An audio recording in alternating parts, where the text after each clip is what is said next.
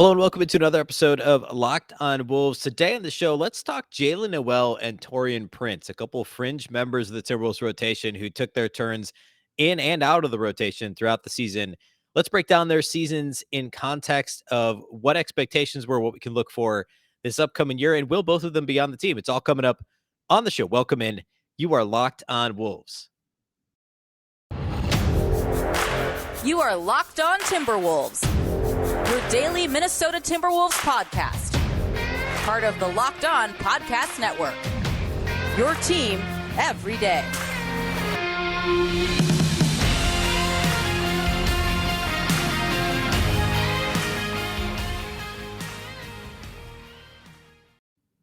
Hello and welcome into another episode of Locked on Wolves. Of course, Locked on Wolves is part of the Locked on Podcast Network, your team every day. My name is Ben Beecken. I am the host of Locked on Wolves.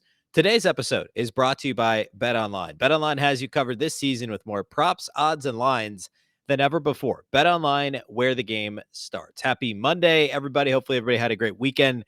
Watched some NBA playoff action. Of course, a lot going on throughout the playoffs. Today on the show, plenty to talk about. We're continuing our player review series for the season, so we'll get into that here in just a minute. First, a big thank you for making Locked on Wolves your first listen every day. Of course, Locked on Wolves is free and available everywhere. That includes YouTube, as well as all of your favorite audio platforms, from Apple to Google, Spotify to Odyssey. Anywhere you listen to podcasts, you can find Locked on Wolves. Of course, you can also follow the show on Twitter at Locked on T-Wolves, and my account, which is at Beecken, and that's with two B's, two E's, CKEN. All right, so last week we started our player review series, and we started at basically what I did is I sorted the roster by minutes played, started from the bottom, working my way up towards the players, the Timberwolves' big three, I guess, will be the final three that we cover. So the first show, we talked about Nate Knight, Leandro Bolmaro, and then some quick Greg Monroe, Jake Layman, McKinley Wright notes. And then the show on Friday, I spent some time talking Josh Okogie and Jordan McLaughlin. Today, we'll talk about the 9th and 10th players in terms of minutes played on the Timberwolves roster. We'll talk about Jaylen Noel here in a minute, and then also Taurean Prince on today's show. Later in the week, we'll get to some of the guys who, the big three and the rest of the starters, the regular starters for the Wolves. Hoping to have a couple of guests on to discuss some of those players and what the outlook, basically the lens that I'm doing this through is, how did each player perform based on what expectations were this season? What was their contribution to the Timberwolves' largely successful year by almost any account, right? Even if it did come to a disappointing finish, I think it's hard to say that this year was anything but a large step in the right direction, a successful year for the Wolves. So how did each player individually contribute to that? And how did they perform compared to their expectations for themselves as an individual player? Also, what's the contract situation? What's the likelihood they're on the team next year? And what would expectations be for the 22-23 season? So today, I want to start with Jaylen Noel. If you've listened to the show for any length of time, going all the way back, almost a year and a half now, really kind of the middle of the season. Well, actually, no, I guess you could even go back to the COVID shortened season, the first one, but really shortly before Ryan Saunders was fired in early 2021, was kind of when I got onto Jaylen Noel's soapbox. I always thought Jaylen Noel was better than what he showed as a rookie, what he even showed in the G League, what I think the general expectation was for him. Remember, he was Pac-12 Player of the Year just a couple of years ago. The Timberwolves, he was the leading scorer in the Pac-12 Player of the Year. The Timberwolves drafted him in the second round, and Gerson Rosa signed him to basically the same deal he signed Naz Reid to. Naz, of course, was undrafted, Jaylen Noel, second-round pick, but basically a 3-year deal that was only partially guaranteed, and it was but it had a guarantee, which a lot of second-round picks don't get. Of course, they don't automatically get a guaranteed contract like a first-rounder. So it was a deal that was a plus for Jaylen Noel. It was a big plus for the Timberwolves because if he performed well at all, the Wolves would have a bargain on their hands. He didn't do much his rookie year. He didn't shoot the ball well when he was given the opportunity at the NBA level. And because of the weird shortened season, he didn't play in the G League. That season he did play the G League. Last year he didn't. His rookie season he did. He didn't shoot the ball well at the NBA level, though. When he played at the NBA level, he played in as a rookie, he played in 15 games, shot 11% from three. It was 3 of 26 when he got the chance at the NBA level. But in the G League, he shot the ball great, 43.6% from deep. Everybody knew he could score based on what he did in college and based on what he did in the G League. Again, those college numbers when he was the Pac-12 Player of the Year were really impressive. I had him. Here they are. His second year, he only played 2 years at Washington, His second year, he shot 44% from three and over 50% from the field as a guard, and could initiate offense, could score at all three levels. Showed that in the G League as well in his age 20 season, his first year in the NBA after being drafted, or first year as a pro, I should say, but was not good at the NBA level. The first few chances he got last year in the 2021 season, kind of the same thing. It just wasn't impressive. And at the same time, you could tell that everybody should have known he was a better three-point shooter based on the 44% in college, the 40, what was it? Basically 44% in the G League. 43.6% in the G League. And then we finally started to see some of that mid-season last year, the 2021 season, shortly before Ryan Saunders was fired. He had an opportunity to play due to some injuries from other players. I think it was right around when D'Angelo Russell got injured, the knee injury that required surgery eventually last season. And Noel played well. And I got on my soapbox on this podcast when I was writing over at Dunking with Wolves saying, hey, Jaylen Noel needs to be in this rotation. The Wolves aren't as good offensively as they should be. He can score at all three levels. We know he's a better three-point shooter than the 11% he shot on a really small sample size as a rookie in the NBA. He needs to be playing more often than he is. And sure enough, he got that opportunity towards the end of last season, right before Saunders was fired, and then again towards the end of the regular season under Chris Finch. And Noel was very good offensively again. The concern was he wasn't a good defender, and that was a concern going back to what he did at Washington. Remember, there were basically the defense that they played. It was hard to tell if guys were good on ball. They play a lot of zone.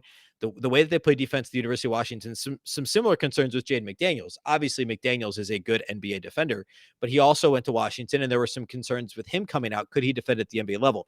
Now, McDaniels is a good NBA defender. Jaylen Noel still is not, but that was a big question mark for him. The reason why he should have gotten on the floor, though, is he showed so much offensively, the ability to get to the rim, the comfort, and also efficiency to score in the mid-range. Again, efficiently. It's not easy to be an efficient mid-range scorer, but Noel's so good when he gets to the elbows and thereabouts that it's hard to ignore that he's just a really good player when he gets there. And there always was going to be higher level three-point shooting than what we saw. Remember, 3 of 26 as a rookie. Last year, 2021, as a 21-year-old, his second year in the league. Remember, the first 2 years were both COVID shortened. The first year on the back end of the season, the next year was just a shortened, condensed season. He shot just 33.3% on 150 attempts at the NBA level last season. But we all should have known, and I said on this podcast, I thought there was more. I talked a lot last season. I thought he should play more. I talked in the fall that I said I thought he would be a rotation guy. I went on the Locked On NBA show with Josh Lloyd. I went on Locked On Fantasy Basketball with Josh Lloyd back in the fall. And Josh asked me for a player that I thought would be the 9th or 10th guy in the rotation, maybe a sleeper for fantasy purposes. And I said Jaylen Noel. And Josh, who does a fantastic job, was basically like, hey, I mean, he's a good stat stuffer if they get injuries. He did well last year when there were injuries. And I said, no, I think he can score at the NBA level. I think people are sleeping on Jaylen Noel. Sure enough, he got his opportunity early in the season, and he did not disappoint. I want to talk a little bit about what his production level actually was in the context of why it was so impressive this season. And then we'll talk about what I think he could be next year. And then we'll get to Taurean Prince. So we're going to do all that still on the show here today. First, though, let's talk about our title sponsors of today's show. And that, of course, is our friends at betonline.net. BetOnline.net is your number one source for all your betting stats and sports info. Find all the latest sports developments, league reviews, and news, including this year's NBA playoffs, Major League Baseball, and, of course, hopefully you headed over there for the Kentucky Derby this past weekend. NBA lines, by the way, super interesting to see. The Warriors-Grizzlies series, which of course is the Memphis is of course the higher seed, but for all intents and purposes, Golden State, even with the injury now to Gary Payton II, a lot of people think Golden State will win this series, and there's a lot of reasons to think they will. It's super interesting to watch those lines shift back and forth as the series goes home and road. That to me is the most fascinating series of all of them. BetOnline is your continued source for all your sport wagering information, from live betting to playoffs, esports, and more. Head to the website today or use your mobile device to learn more about the trends and action. BetOnline, where the game starts.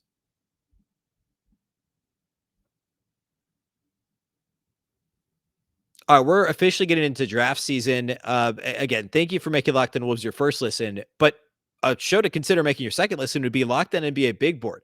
Host Rafael Barlow from NBA Draft Junkies and the author of the NBA Big Board newsletter is joined by Richard Stamen, Sam Ferris, and Leif Thulin, giving fans an in-depth look into the NBA draft, mock drafts, player rankings, and of course, big boards. It's free and available wherever you get podcasts. Be sure to check out Locked On NBA Big Board. All right. Let's talk a little more Jaylen Noel. So Jaylen got some rotation minutes in the fall, played more as the season went on. There was that stint kind of mid-season, right around the time, I guess a little before COVID kind of hit the team, and then certainly during and after, where he played quite a bit. You look at his game log, and again, went from not being a rotation guy, and then COVID starts to hit the team in December. He plays heavy minutes. He had that monster game against the Celtics. Remember, Greg Monroe signed earlier in that day. And then after the game was like, honestly, I don't even know who that is. Like, I had no idea who he was. Glad he's on our team. That was literally what the post-game interview looked like with Greg Monroe. Jalen Noel had 29 points in that game, made 6 threes. And he went on to score double figures in basically, it was like 8 of the next 12 games or something like that, and remained part of the rotation until early February. Even after guys came back from COVID, the Timberwolves, Chris Finch found a way to keep him in the rotation. Went through another stint where he wasn't. He got back in the rotation in March, had a decent March, wasn't quite as efficient offensively, and the defense never quite got back to where he had, what he had been doing for a little while. The defensive effort level had been much higher when he was getting rotation minutes this year than it had been in his first couple seasons in the league. He finished the season not playing in 5 of the final 6 games. He basically wasn't in the rotation and played sparingly in the playoffs. Or I'm sorry, I should say that was actually in the playoffs. He didn't play in 5 of the 6 playoff games. The only game he played in was game 2, which was the blowout loss. And the Timberwolves tried to find some offensive rhythm, put him in the game, and then he played garbage time in that game. He was 0-5 outside the arc. It was the only game he played in the playoffs. But he was kind of a fringe rotation guy, a little bit more down the stretch in the season. He had a DNP-CD mixed in there as well, and wasn't quite the regular, the cog in the rotation like he was earlier in the year. However, he showed that he can score at the NBA level, and he was pretty efficient, 47.5% from the field. He was over 52% on 2-point attempts, 39.4% on 3-point attempts. Shot free throws at just under 80% clip. The free throw rate was pretty good. 0.223. I mean, given the style of play, and he's far more comfortable pulling up from the mid-range, shooting from 8 to 14 feet, something like that, than he is actually getting all the way to the rim, but he can get to the rim. The assist rate was impressive. He played actually quite a bit of point guard this season. Due to some of the injuries, Jordan McLaughlin wasn't always in the rotation. We talked about him the other day. There was a stretch where he wasn't in the rotation at all, and Noel was. Jaylen Noel was asked to initiate some offense. He was the backup point guard for stretches this year and did a really good job with that. He kept the turnover rate extremely low. His assist rate was over 20%. The turnover rate was only 7.4%. So fantastic job taking care of the ball. Still a relatively high usage player, and that's part of the reason he doesn't turn it over that much, is because when he has the ball in his hands, he gets a shot up more than he does, truly initiate. Although, again, the assist rate was pretty good at over 20% for a guy that wasn't a full-time point guard. The 3-point rate was where he'd want it to be, just a hair under 40. Essentially 39% of his shots were 3-point attempts. Again, free throw rate pretty good. True shooting percentage over 58%. An efficient offensive performance. The defense still wasn't great, but it was certainly improved on where it was a year ago. We've seen him make strides, and this sort of a blitzing high wall pick and roll defensive scheme is conducive to having guys who generally aren't great one-on-one defenders, generally aren't super switchable, aren't going to fight through screens very well, which is why there's a lot of similarities between Jaylen Noel and D'Angelo Russell in that regard. In fact, I think Jaylen Noel is kind of a pretty solid mix. I said this early in the year. My best comp for him, he's like a hybrid between D'Angelo Russell and Anthony Edwards. Absolutely not the athlete that Anthony Edwards is, not as dynamic. But he's also not quite as his game is much more like D'Angelo Russell. He's not quite the passer that D'Lo is, and he's certainly not the athlete that Anthony Edwards is, but he can score in the mid-range like both, and especially D'Lo can. He can get to the rim more like D'Lo than Ant does, but he is more comfortable getting to the rim than D'Lo. But he's also very comfortable shooting off the bounce. Catch and shoot numbers are great for Jaylen Noel as well. It's like a perfect mix kind of between D'Lo and Ant, which is why he's best cast as a secondary playmaker, right? He's best off the ball, which is, in my opinion, where D'Lo is best too, but has the ability to initiate, to create some offense, to be your secondary playmaker if that's how the situation presents itself. So Jaylen, to me, is that perfect mix between those two, which is why he can work as like a microwave type scorer off the bench, because he's got that in him, but he can also run some offense. He can also just be a catch and shoot guy, hang out in the corner, pump fake and drive and get into the mid range and be really comfortable shooting a difficult mid range shot that D'Lo loves those so much. He's a really good mid-range shooter. Jaylen Noel is, and so is D'Angelo Russell in general too. But Jaylen Noel from 10 to 16 feet for his career is 55.3%. He was a hair over 50% this year. Last year, he was 62% between 10 and 16 feet. He is deadly. Even with a hand in his face, he's basically a walking bucket. He can score the basketball. The biggest issue continues to be defense. However, I think he's a rotation guy at the NBA level. I truly believe he can be that kind of lightning scorer off the bench. I think he probably deserves a little bit of a longer leash in terms of minutes played. And perhaps we'll get that next season. He will be on the team because the contract is phenomenal. Still, there's a team option for next year. The Wolves will obviously pick it up. He's only making 1.9 million. Same with Naz Reid. 1.9 million next year is it for Jaylen Noel. And he's absolutely somebody when he hits unrestricted free agency the next summer of 23, he's going to get a deal. I mean, he's going to get an actual contract. He's not going to be nobody's scraping the bottom of the barrel for Jaylen Noel. Somebody's going to give him money to be a rotation guy. I truly believe he's that dynamic of a scorer. And I think the Wolves should give him the opportunity to earn some of those minutes again this year. And again, Chris Finch did a much better job of doing that. And Noel did get some opportunity this year, but he still finished 10th on the team in minutes played. I think he deserves better than that. I think he deserves more of a spot in the rotation moving forward. And this is his contract year. This is his opportunity to prove himself for his next contract. But I love Jaylen Noel. I think he's an unsung, a bit of an unsung player. I think he needs a little bit more attention for how dynamic he can be offensively. And if he improves that defense incrementally again this year, then there's no argument. He has to be in the rotation regularly. And it's probably still off the bench, but he has that 6-man microwave type scorer ability. And I think the minutes need to reflect that moving forward. Okay, let's talk about Taurean Prince. That's how we'll close the show today. Taurean, of course, the Wolves traded for him this last offseason. He was acquired in that Ricky Rubio deal. The Wolves actually got Prince and a second rounder back for Ricky Rubio. At the time, I said in a vacuum, I thought Ricky Rubio was the better player, but Taurean Prince would be a better fit for the Timberwolves this year. And I'll kind of revisit why I said that and also why that was definitely true, what Prince's year looked like and what the chances are he could actually be back next year, although he is an unrestricted free agent. So we're going to do that all next. First, though, let's talk about our friends over at Built Bar. Summer is almost here. With summer, you're going to need some food on the go. Built Bars are the perfect snack to take with you on family vacations. Throw them in your bags, in your kids' backpacks. Make sure that everyone has a bar so that you're fueled for your summer adventures. The best part about Built Bars is that they're healthy and delicious. No more sacrificing delicious food for health. With Built Bar, you can have both, and it's easy. All you have to do is go to Built.com and order now. All Built Bars and Puffs are covered in 100% real chocolate. That means that with Built Bar, you can eat healthy and actually enjoy doing it. If you haven't tried Built Puffs, you need to try them. They're fantastic. They taste like dessert, and they're only about 140 calories. Built Puffs are. And if that's not enough flavor, you could try the mix box. There's 12 different flavors of both regular Built Bars and Puffs. Most Built Bars have just 130 calories. Again, the Puffs only have 140. 4 grams of sugar, 4 net carbs, and 17 grams of protein. Compare that to your average candy bar, which typically has 240 calories, 30 grams of sugar, and dozens of net carbs. Go to Built.com and get all your favorites: banana cream pie, raspberry, double chocolate, and so many more. They're all delicious. And new flavors are coming out all the time. Check them out at Built.com. Again, Built.com. Use the promo code LOCKED15. You'll get 15% off your order. I use it every couple of weeks. I order Built Bars and use that promo code. Again, promo code LOCKED15 for 15% off at Built.com.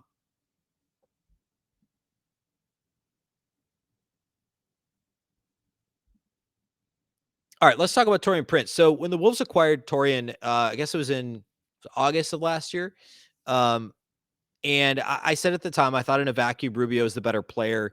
The Wolves got a second-round pick out of the deal.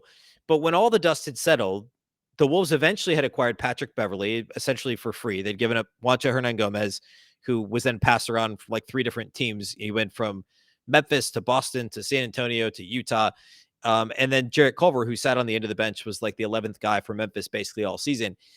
And the Timberwolves got Patrick Beverley, and now since then they've extended him, and Pat Bev will be on the team again next year for a relatively modest $13 million. And everybody knows what Patrick Beverley did to impact the Wolves. And I think that we have to talk about Pat Bev when we talk about Taurean Prince, because the Wolves replaced their backup point guard in Ricky Rubio with Taurean Prince and with Patrick Beverley, right? So the Wolves sent out Juancho, Jarrett Culver, Ricky Rubio, and got back Taurean Prince, Patrick Beverley, and a draft pick. They won that swap, right? I mean, Rubio obviously ended up tearing his ACL, but he was a great fit in Cleveland. They were a great story this year. Tragic what happened to Ricky. I mean, a fantastic year for him until he got hurt, was scoring the ball again, all that stuff that he didn't look comfortable doing in Minnesota. So he played well for Cleveland. Prince was fine. I mean, he struggled early. His shooting was horrific in October, November, December. He was like under 20 or right around 20% from three until he got absolutely flaming hot in January. He actually finished the season right above his career average in three-point shooting, 37.6% from three. But the Wolves swapped out a non-shooter in Jarrett Culver, a player who couldn't make threes as a Timberwolf, and Ricky Rubio, frankly, and a guy who was struggling from three as well and didn't fit the roster as well, and Juancho Hernangomez, for a guy who had shot 40+% the year before in Taurean Prince, and for his career 37%, and Patrick Beverley, who's kind of an under the radar good 3-point shooter on relatively low volume, but a 38% guy. So you're bringing in two guys that should be above league average, and you're sending out two guys that are well below league average in threes in Culver and Rubio. They're just better fits for the roster. Beverley can be that spot up 3-point shooter to help spread the floor. Ricky Rubio is never that threat. And if you leave them open, Beverly's going to make you pay more often than Ricky Rubio does. Yes, you're giving up a little bit in terms of passing ability, but you're gaining, obviously, in Beverly, the team leadership. The defense is Rubio's a good defender, but he's a much better team defender. Beverly's good on ball and off ball. He's a good team defender and a good individual defender. As for Prince, it was the smallest role he's had since he was a rookie. He only averaged 17 minutes a game for Minnesota. It was the first year in his career he'd been below 22 minutes a game since his rookie season in Atlanta way back in the 16-17 campaign. And Taurean, again, started the year struggling from beyond the arc. But as the year went on, the Wolves actually empowered him to do a little bit more off the bench in terms of trying to create and find some of his own offense. The usage rate was a little higher than I would have expected for a guy that was kind of billed as a 3-and-D guy. Still his lowest usage rate of his career, but he had the opportunity to do some things with the ball in his hands. The Wolves ran some possessions through him coming off the bench, which was kind of strange. But for the most part, he ended up being really good. He kind of split his minutes evenly between the 3 and the 4, has the ability to play the small ball 4. I think he's still a little bit overrated in terms of his own individual on-ball defense, but he's a really good team defender and fits the Wolves' defensive scheme really well because of his length, his aggressiveness, his toughness. He can play that high wall blitzing scheme, and he is switchable, even if I think he's a little overrated individually defensively. He can switch. He can guard 3s and 4s, and he can even guard most 2s effectively. And so he fits this roster extremely well. Is it a spot you could upgrade? Sure. There's guys who are better than Taurean Prince that you could get. I mean, remember Taurean Prince, what did he make this year? Like 15 million, a little over 15 million, I believe. I'm going to find the exact number. Yeah. Just over 15.05, 15 million this year. He signed that extension, with the Nets prior to last season. Then it was traded to the Cavs midseason, and obviously traded to the Wolves in the offseason. He's not going to make that much in his next deal. He's now going to be 28 years old next year. But could he end up back with the Wolves? It sounds like he wants to be. He said postseason after the season, Prince said he wanted to be back in Minnesota. He wanted to be part of what the team's building. The Wolves just tweeted out a picture of him at the Lynx game, I think just on like Saturday or Sunday. So he's still in town apparently, and it sounds like he wants to be around the team. I don't know if the Wolves are going to have the ability to retain him if he'd come back on the mid-level exception or what that's going to look like. I do think it's a role the Wolves could upgrade. But at the right price, Taurean Prince is still a good player, worthy of rotation minutes, and you could argue he had his best season of his career with Minnesota this year. I know that he had higher scoring years with Atlanta way back, a few years ago, and even had a couple of better seasons in terms of his 3-point shooting percentage. But in the role he was in Minnesota as a switchable, versatile defender and a 3-and-D type guy, run a little bit of bench offense through him, I think he was effective, and he fit the role well. So again, at the right price, he could be back. But he is one of the Timberwolves' very few unrestricted free agents this offseason. It's entirely possible he doesn't return. In fact, before the Prince comments that he wanted to be back, I just assumed he'd be gone. But I guess if there's motivation on both sides, there's a chance he's back. I still think it's more likely than not Taurean Prince is wearing a different jersey next season. But again, if the price is right, if they can't upgrade the position, if they don't make it swing a trade where they could actually upgrade it, then I think Prince could end up back at a more modest deal than the 15 million he made last year. Now, because he is going to be 28 years old, he is probably looking for that last multi-year deal where he's going to make, potentially double digits millions per year. I don't think he's worth quite that.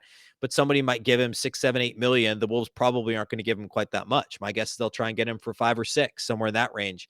So it'll be really interesting to see what happens. Again, there's a time and a place for Taurean Prince. He's a good player. He makes sense as your 9th guy or your 8th guy even.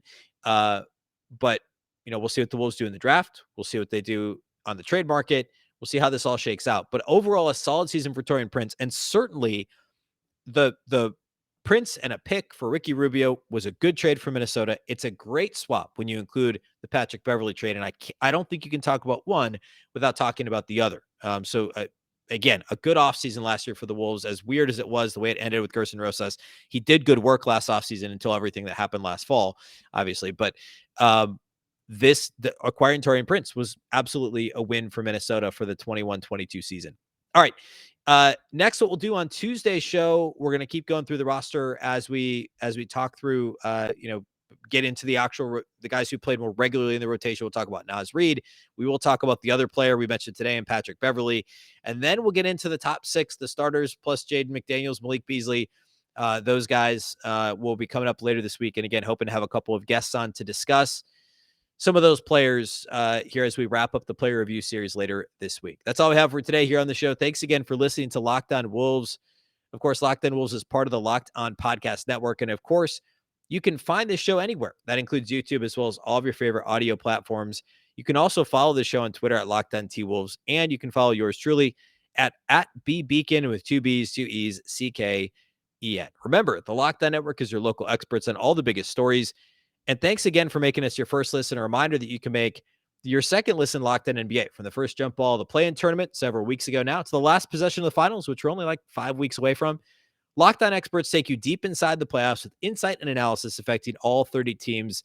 Again, you can find Locked On NBA anywhere you listen to podcasts. Once again, I'm Ben Beecken. This is the Locked On Wolves podcast, and we'll catch you next time.